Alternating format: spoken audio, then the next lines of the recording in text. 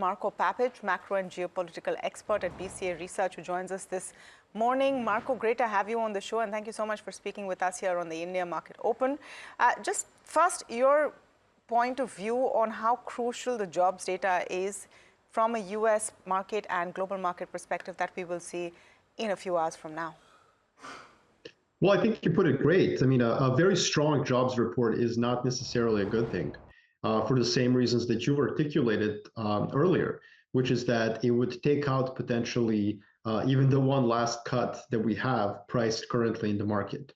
So investors are very nervous, I think, at this point, both because of upside risk to inflation, which the Fed officials themselves have pointed out, and also because they expect fiscal policy in the US to continue to be stimulative, which is why so much of those cuts have already been taken out, which of course imperils the bullish thesis of a soft landing. And remember, soft landing was both inflation and growth.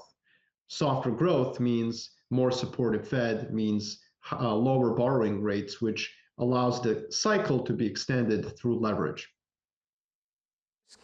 Coming on the bond yields that we've seen over the last 1 month, 1.5 months or thereabouts, a sharp uptick in US yields, and the gap between the 2-year and the 10-year steepening quite significantly.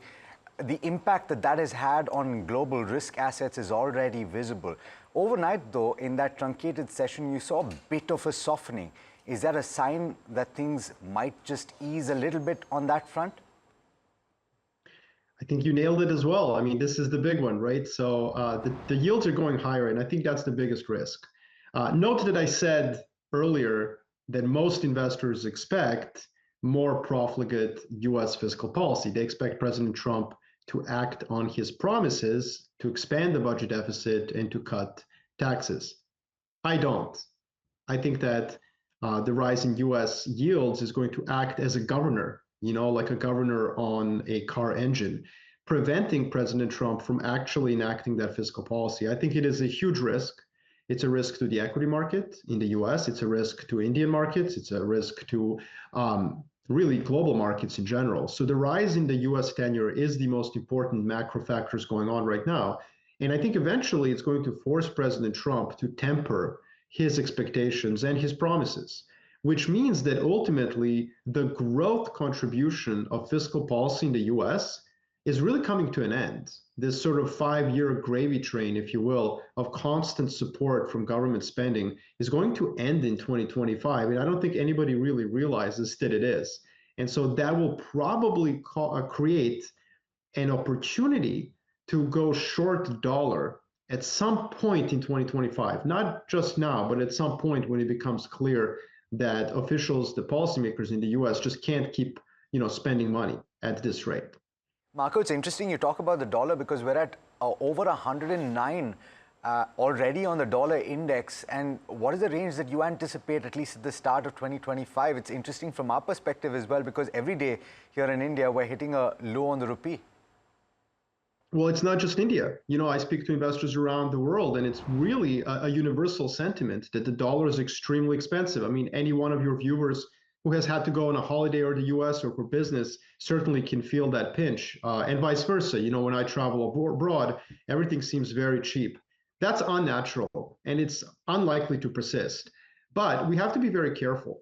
I don't want anybody watching this show to hear me and start shorting the US dollar or US assets. I think in the near term, there is still a chance for a near-term sort of blow-off to 110 on the DXY, 111. Maybe we retest the highs of 2022, which was about 112, 113.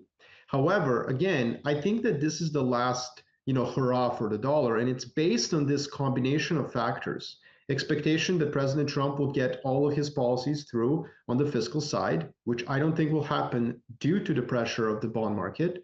And the second thing is this expectation of a wide-ranging, serious trade war. I think in the near term, yes, there will be turbulence. He will raise some tariffs. But by the middle of the year, we will start to realize that a lot of these tariffs are negotiating tools for all sorts of concessions he expects from other countries, not just on trade matters, by the way, on the plethora of different issues. So I think that a combination of that disappointment on fiscal policy and realization that perhaps the trade war is not as large as it is, it's going to create a condition for emerging markets, including India, to do okay. But that's not currently the macro setup. I think for the next 3 months, maybe even 6 months, it's still very much a US is the only game in town for global asset allocators. And then it will shift to a much more favorable environment for emerging markets, India, and others as well.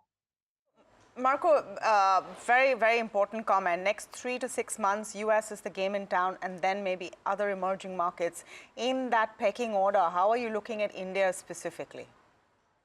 I think India is going to do just fine. I think it's going to be very difficult for India to continue to be the best performer in the world the way it has been for the last 5 years. I think that is unlikely to repeat itself. But over the next 5 years, I think India should outperform the US if the dollar starts declining. Now, is it going to outperform all other emerging markets? I mean, remember, since 2020 until about the end of 2024, India was actually the best performing market on the planet.